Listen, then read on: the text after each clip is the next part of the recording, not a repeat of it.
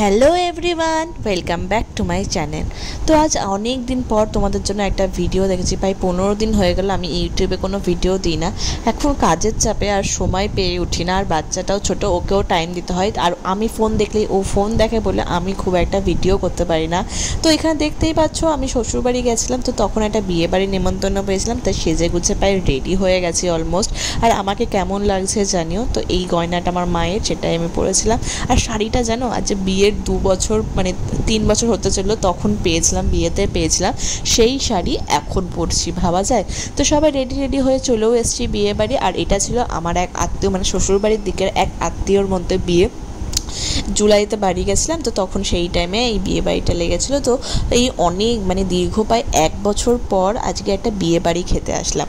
আর পুকুকেও যথারীতি রেডি করে আসলাম, ওরও এটা প্রায় প্রথম বিয়ে বাড়ি জ্ঞান হওয়ার পর থেকে বলতে পারো।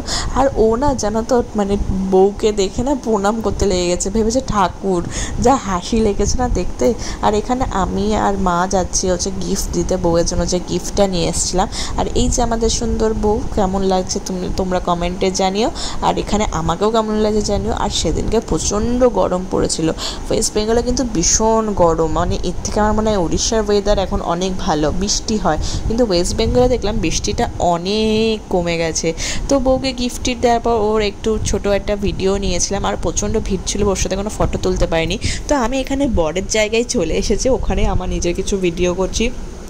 আর এই যে আমি চলে আসলাম ফুচকা খেতে। ফুচকা খেতে আমার ভালো লাগে, কিন্তু খুব যে একটা ভালো লাগে তাও না, মানে মোটামুটি। আর ফুচকা খেলে আমার প্রচণ্ড অ্যাসিডিটি হয়, ওই জন্য আমি ফুচকা খাওয়াটা একটু অ্যাভয়েডই করি। মানে খুব জোর খেলেও সেই 2-4টে এই রকমভাবে ফুচকা খাই।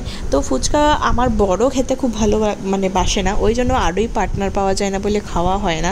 আর অরিন্দম তো একদম খেতে পারে না ফুচকা, তাও দই ফুচকা হলে খায়, এমনি ফুচকা তো খায় না। আর এই যে এখানে ও নিতে চলে এসে যে পকোড়া, যেটা আমাকে বলছে পকোড়া খাবে কিনা। আর ভেজ পকোড়া আমার খেতে খুব একটা ভালো লাগে না। আর এখানে মকটেলের কাউন্টার ছিল, তো পুগু এদিকে জুস করে যাচ্ছিলো, তাই ঠিক আছে ওকে ভাবলাম না ঠিক আছে একটা জুসও দিয়ে দিই। আর এখানে আমরা সবাই মিলে জুস খাচ্ছিলাম। তো মায়ের জন্যও নিয়ে এসেছিলাম, আমি নিয়েছিলাম পাইনাপেল, ওকে দিয়েছি ম্যাঙ্গো, আর পুগুকে দিয়েছি স্ট্রবেরির মতো এরকম কিছু একটা দিয়েছিলাম। তো তারপরে জুস খেয়ে চলে আসলাম খাবারের দিকে। যেহেতু বাচ্চা ছোট, ওই কারণে ভাবলাম তাড়াতাড়ি খেয়ে নিই। খিদের যদিও খুব যেটা পেয়েছে তা না, কিন্তু তাও অল্পই জুস খেয়েছিলাম। তো প্রথমেই আসলো ফিশ ফ্রাই, যেটা খেতে ছিল এক কথায় অসাধারণ। আর পুগুকেও দেখো দিয়েছে ওখানে একটা ছোট্ট থালায়, ওকে খেতে দিয়েছে। আর ও না মজা করেই খাচ্ছিল, কারণ কোনোদিন তো এইভাবে খায়নি। ওর ভীষণ ভালোও লেগেছে এই ব্যাপারটা। ওর বাবা ওকে একটু হেল্প করে দিচ্ছে। তারপরে আসলো নান, মানে রুমালি রুটি। আর রুমালি রুটিটা না সফট ছিল, আর ছিল হচ্ছে ওদিকে চানা পনির। তারপরে দিল ভাত, স্যালাড ছিল, তারপরে মাছ ছিল। তো এইভাবে চলছিল। আর পুগু তো জানোই ভাত তো একটুও খাওয়ানি, আর মাছটা এইটা ছিল।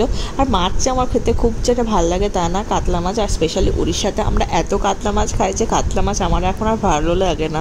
তো এই যে আসলো ফ্রাইড রাইস, এবার আসবে হচ্ছে মাটনের পালা। তো মাটনটা যথারীতি ভালোও ছিল আর টেস্টিও ছিল। এবার অনেক দিন পর বিয়েবাড়ি খেতে এসেছি, সে যে খাবারই হোক না কেন ভালো লাগে। আর বিয়েবাড়ি গেলে জানো তো খাবারের থেকে বেশি যে সেজে গুজে যাচ্ছি, ওটাতেই একটা যেন আলাদা আনন্দ লাভ করি। তার ওটাই ভালো লাগে, কারণ উড়িষ্যাতে তো আর আমরা এরকম জিনিসটা পাই না। তো খেয়ে চলে আসলাম। একবার একটু দাঁড়াইনি, ব্যাস বাসটা খুব ভিড় হয়ে গেছিলো, আর ভিডিও করতে পারিনি। তো টোটো করেছিলাম, টোটো করে আবার চলে আসলাম। এই যে এখন একটু ফ্রেশ হবো। আর আজকে সাজটা কেমন হলো জানি, আর আমার ব্লাউজের কাটিংটা তোমাদের দেখায়। এই ব্যাপার।